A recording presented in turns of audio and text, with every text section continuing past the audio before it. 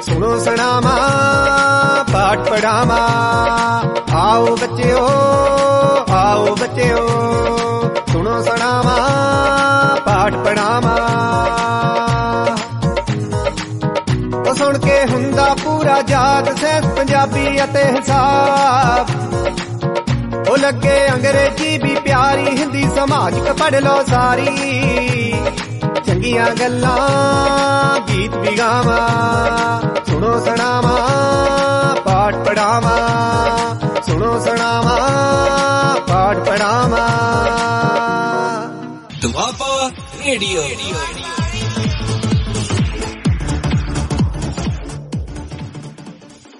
प्यारे बच्चों, मैं सरकारी सीनियर सैकेंडरी स्कूल चन्नणवाल जिला बरनाला दा अंग्रेजी अध्यापक सरबजीत कुमार बोल रहा हाँ।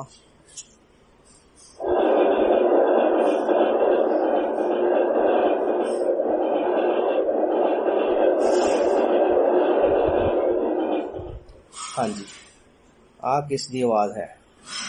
पता लगा कुछ? ये है ट्रेन, जिसनों असी रेल गड्डी कहने हाँ। अज असी 7वीं जमात दी अंग्रेजी पाठ पुस्तक दे पाठ 2, जिसका नाम ट्रेन्स है, उसनों पढ़ांगे। ये एक कविता है। सब तो पहला असी इस कविता नूं गा के सुनाउण दी कोशिश करते हाँ। Trains by James टिपेट।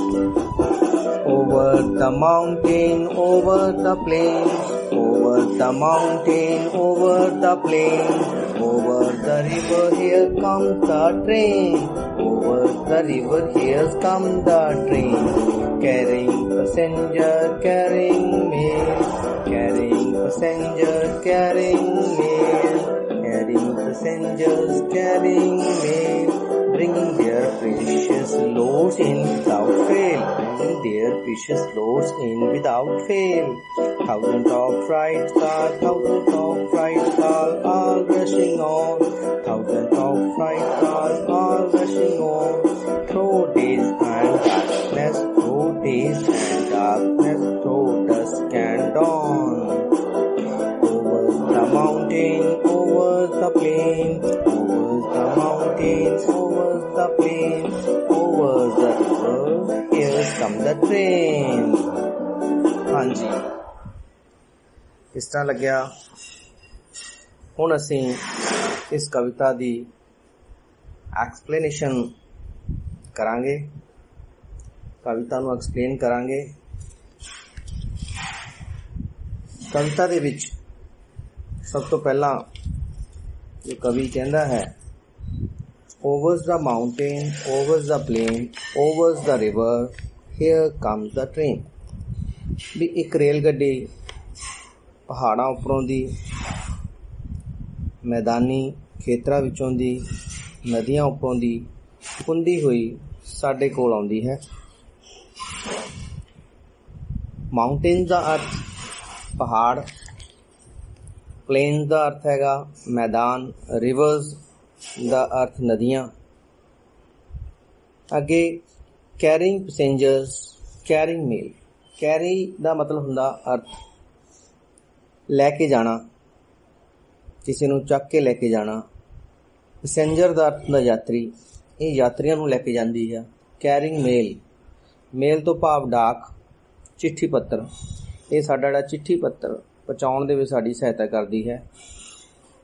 Bringing precious, bringing their precious loads, bringing their precious load. Precious का अर्थ है कीमती, कीमती समान साडा लैके आउंदी है। इन विदाउट फेल, बिना किसी नागे तो, बिना फेल होए।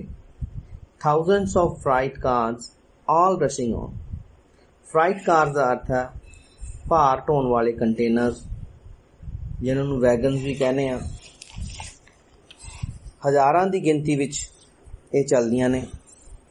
All rushing on, rushing on का अर्थ हुंदा काहली दे विच, ये बड़ी काहली दे विच जांदियां ने, हौली नहीं चलदियां। ਤੇ ਸਾਡਾ ਸਮਾਨ ਜਾਂ ਯਾਤਰੀਆਂ ਨੂੰ ਪਹੁੰਚਾਉਣ ਦਾ ਕੰਮ ਤੇਜ਼ੀ ਨਾਲ ਕਰਦੀਆਂ ਨੇ। ਇਸ ਕੰਮ ਦੇ ਲਈ ਇਹ ਕਦੇ ਰੁਕਦੀਆਂ ਵੀ ਨਹੀਂ। ਜਿਸ ਤਰ੍ਹਾਂ ਕਵੀ ਨੇ ਕਿਹਾ, through days and darkness, through dusk and dawn. Days and darkness, day ਤੋਂ ਭਾਵ ਦਿਨ, ਡਾਰਕਨੈਸ ਤੋਂ ਭਾਵ ਰਾਤ ਦੇ ਸਮੇਂ। ਡਸਕ ਹੁੰਦਾ ਸੂਰਜ ਅਸਤ ਹੋਣ ਤੋਂ ਬਾਅਦ ਦਾ ਸਮਾਂ। ਡਾਊਨ ਨੂੰ ਆਪਾਂ ਸਵੇਰ ਕਹਿੰਦੇ ਹਾਂ। ਪੌ ਫਟਾਲਾ ਜਿਹਨੂੰ ਕਹਿੰਦੇ ਆਪਾਂ ਡਾਨ, ਸੂਰਜ ਚੜ੍ਹਨ ਤੋਂ ਪਹਿਲਾਂ ਦਾ ਸਮਾਂ। ਸੋ ਇਸ ਲਈ ਚਾਰੇ ਪਹਿਰ ਜਿਹੜੀ ਹੈ ਟ੍ਰੇਨ ਉਹ ਚੱਲਦੀ ਆ ਬਿਨਾਂ ਰੁਕੇ। ਓਵਰ ਦਾ ਮਾਊਂਟੇਨ, ਓਵਰ ਦਾ ਪਲੇਨ, ਓਵਰ ਦਾ ਰਿਵਰਸ, ਹੇਅਰ ਕਮ ਦਾ ਟ੍ਰੇਨ। ਸੋ ਰਸਤੇ ਵਿੱਚ ਜੋ ਵੀ ਇਹਨੂੰ ਮੁਸ਼ਕਲਾਂ ਆਉਂਦੀਆਂ ਨੇ, ਪਹਾੜਾਂ ਦੇ ਉੱਪਰ, ਪੱਧਰੇ ਮੈਦਾਨ, ਨਦੀਆਂ ਦੇ ਉੱਪਰ ਹੁੰਦੀ ਹੋਈ ਇਹ ਸਾਡੇ ਕੋਲ ਆਉਂਦੀ ਹੈ। ਇਸ ਕਵਿਤਾ ਵਿੱਚ ਕਵੀ ਇੱਕ ਹੋਰ ਸਾਨੂੰ ਮੈਸੇਜ ਦਿੰਦਾ ਆ, ਸੁਨੇਹਾ ਦਿੰਦਾ ਆ ਵੀ ਸਾਨੂੰ ਵੀ ਇੱਕ ਟ੍ਰੇਨ ਦੀ ਤਰ੍ਹਾਂ ਬਿਨਾਂ ਰੁਕੇ ਜਦ ਤੱਕ ਸਾਡੀ ਮੰਜ਼ਿਲ ਆ ਜਿਹੜੀ ਪ੍ਰਾਪਤ ਨਹੀਂ ਕਰ ਲੈਂਦੇ, ਮਿਹਨਤ ਕਰਨੀ ਚਾਹੀਦੀ ਹੈ। We should keep working hard until we reach our goal in life. So ਪਿਆਰੇ ਬੱਚਿਓ, ਕਵਿਤਾ ਦੀ ਅਸੀਂ ਅੱਗੇ ਐਕਸਰਸਾਈਜ਼ਸ ਨੇ ਉਹ ਕਰਦੇ ਹਾਂ। ਪਹਿਲਾਂ ਅਸੀਂ ਕਰਾਂਗੇ ਵਰਡਸ ਮੀਨਿੰਗ। ਕਵਿਤਾ ਦੇ ਵਿੱਚ ਆਏ ਔਖੇ ਸ਼ਬਦ, ਉਹਦੇ ਵਿੱਚ ਪਹਿਲਾ ਹੈਗਾ ਮਾਊਂਟੇਨਸ, ਜਿਸ ਦਾ ਪੰਜਾਬੀ ਅਰਥ ਪਹਾੜ।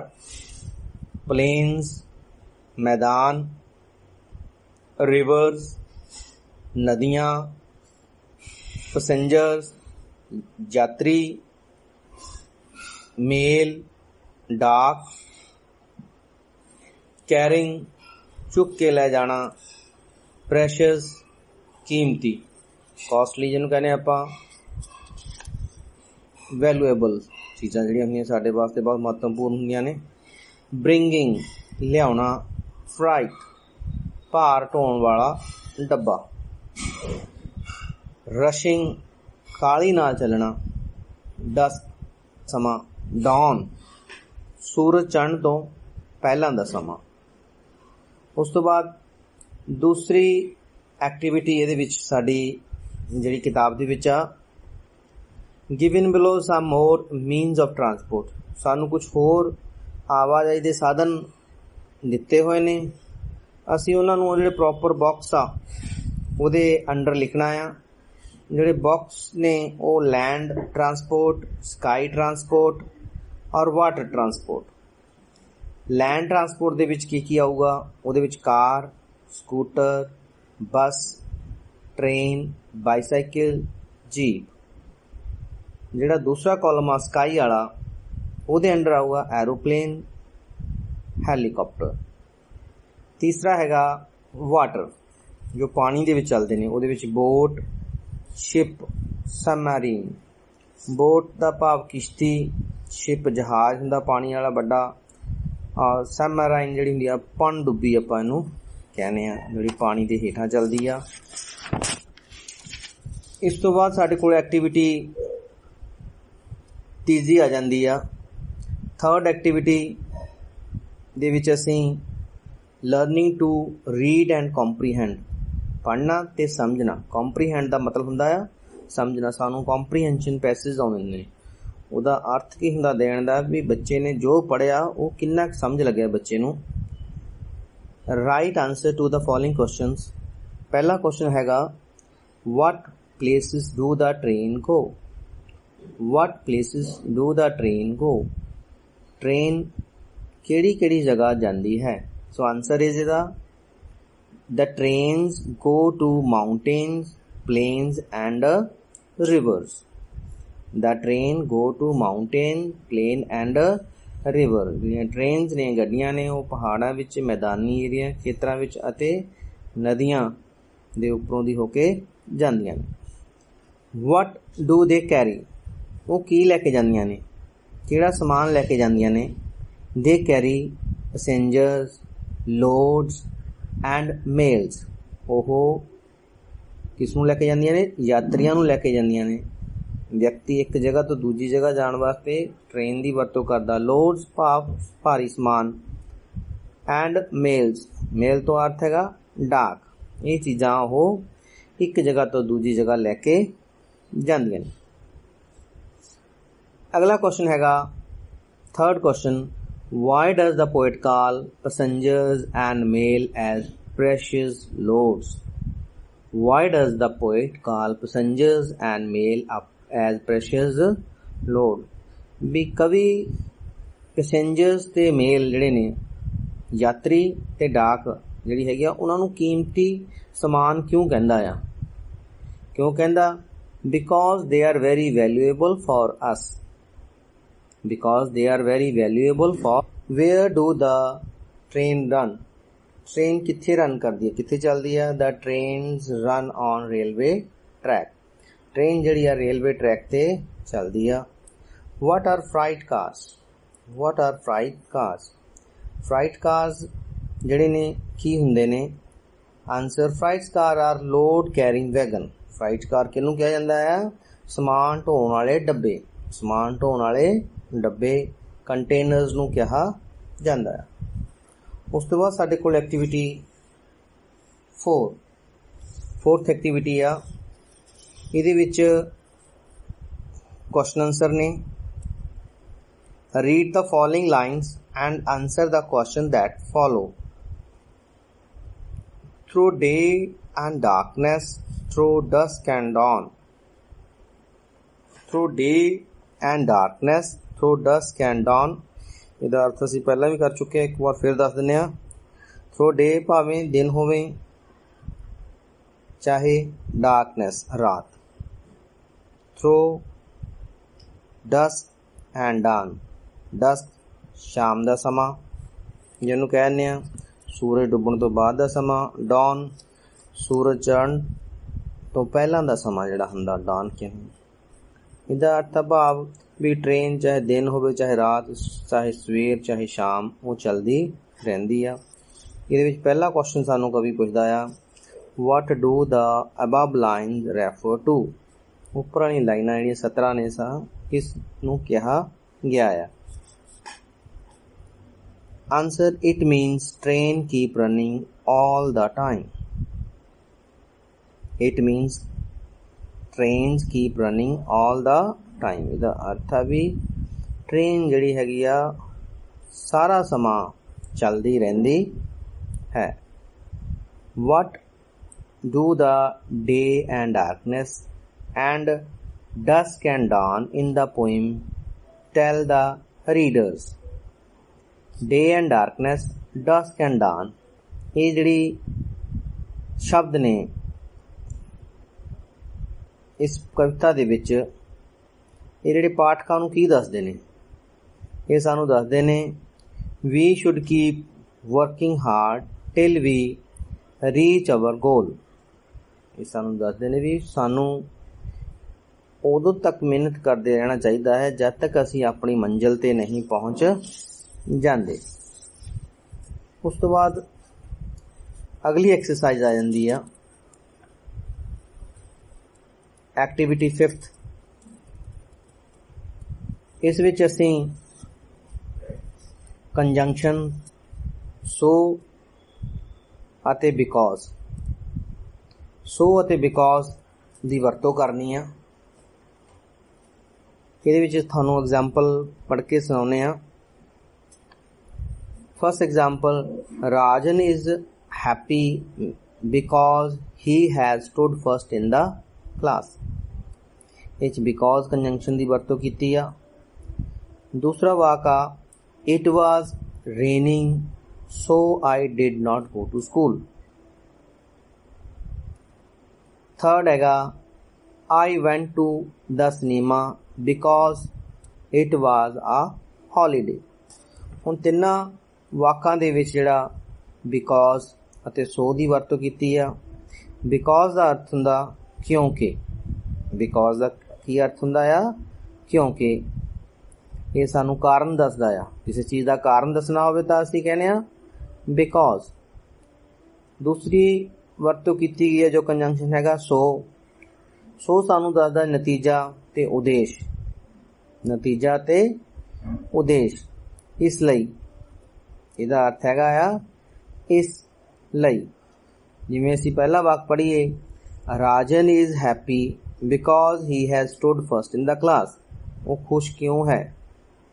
क्योंकि वाई। ਜਦੋਂ वाई नाल क्वेश्चन पुट करते हैं तो उत्तर असीं बिकॉज नाल दिंदे आ, क्यों। So Rajan is happy because, Rajan खुश है क्योंकि he has stood first in the race, ਉਹ रेस विचों पहले नंबर ते आया है। It was raining so I did not go to school. मींह पै रहा सी इसलिए I did not go to school, इसलिए मैं स्कूल नहीं गया। आई वेंट टू सिनेमा, मैं सिनेमा देखण गया। Because it was a holiday, क्योंकि मैनू छुट्टी सी। बच्चों, जिथे क्योंकि अर्थ निकलदा उत्थे असीं बिकॉज लावांगे, जिथे इसलिए आ असीं उत्थे सो लावांगे। असीं तुहानूं वाक पढ़दे हां। My dog was hungry dash it stole biscuit from the shelf. मेरा कुत्ता भुखा सी इसलिए उसने शेल्फ तो बिस्कुट चोरी किते। इसलिए आ गया इत्थे। जे मैं कहां भी मेरा कुत्ता भुखा सी क्योंकि उसने शेल्फ तो बिस्किट चोरी किते, वो अर्थ नहीं बनता। इसलिए इत्थे की आपां वरतांगे सो। पहले वाक च की वरतांगे असीं so. My dog was hungry so it stole biscuit from the shelf. दूसरा वाक हैगा I am feeling sleepy because I am very tired. I am feeling sleepy because I am very tired. मैनू नींद आ रही है क्योंकि मैं थकिया होया हाँ। तीजा वाक Babli bought new clothes because she wanted to wear them on Diwali. Babli ने नवे कपड़े खरीदे क्योंकि वो उन्हां नूं दिवाली ते पाउणा चाहुंदी सी, पहनना चाहुंदी सी। चौथा it was raining so my books got wet. It was raining मींह पै रहा सी इसलिए मेरियां किताबां भिज गईयां। It was raining so my books got wet. Fifth sentence he did not study hard so he failed the test। उसने मेहनत नहीं की थी इसलिए वो टेस्ट चो फेल हो गया। I asked for direction because I was lost। मैं दिशा पूछी क्योंकि मैं गुम गया सी। Seventh sentence I did not clean the room so it became dirty। मैं कमरा साफ नहीं किया इसलिए गंदा हो गया। I met with an accident because I was driving fast. मेरा एक्सीडेंट हो गया। क्यों हो गया? क्योंकि because I was driving fast, क्योंकि मैं तेज चला रहा सी। नाइन्थ सेंटेंस हैगा Deepa went to doctor. Deepa doctor कोल गया बिकॉज क्योंकि शी वॉज फीलिंग सिक, क्योंकि वो बीमार महसूस कर रही सी। 10th sentence Mohan did not help Sohan. Mohan did not help Sohan. Mohan ने सोहन की सहायता नहीं की because he was not well, क्योंकि वो ठीक नहीं सी। इस तरह असी ये जिहड़ी वरतों कीती आ बिकॉज अते सो दी कंजंक्शन ने थानू चंगी तरह जिहड़ी आ पोएम आपां कीती है, रीडिंग कीती है, उहदी समझ लगी होनी आस करते हैं। तो तुसीं बच्चों ये जिहड़ी एक्सरसाइज़ ने अपनी नोटबुक्स से भी करनी चंगी तरह जिहड़ी पोएम आ उसनू रीडिंग करनी आ, वर्ड मीनिंग लर्न करने ने। ते खास तौर पे इस पोएम दे विच तुहानू जो सिक्ख्या दित्ती आ उसनू तुसीं ध्यान विच रखना आ। जे तुसीं भी ट्रेन की तरह बिना रुके जब तक तुहाडी मंजिल नहीं आ जाती मेहनत करते रहोगे तो तुसीं अपनी मंजिल जिहड़ी आ वो जरूर ਉਹ ਜ਼ਰੂਰ ਜਿਹੜੀ ਹੈਗੀ ਆ ਪ੍ਰਾਪਤ ਕਰੋਗੇ। ਇੰਨਾ ਕਹਿੰਦੇ ਹੋਏ ਤੁਹਾਡਾ ਸਾਰਿਆਂ ਦਾ ਬਹੁਤ ਬਹੁਤ ਧੰਨਵਾਦ ਜੀ। ਦੁਆਬਾ ਰੇਡੀਓ।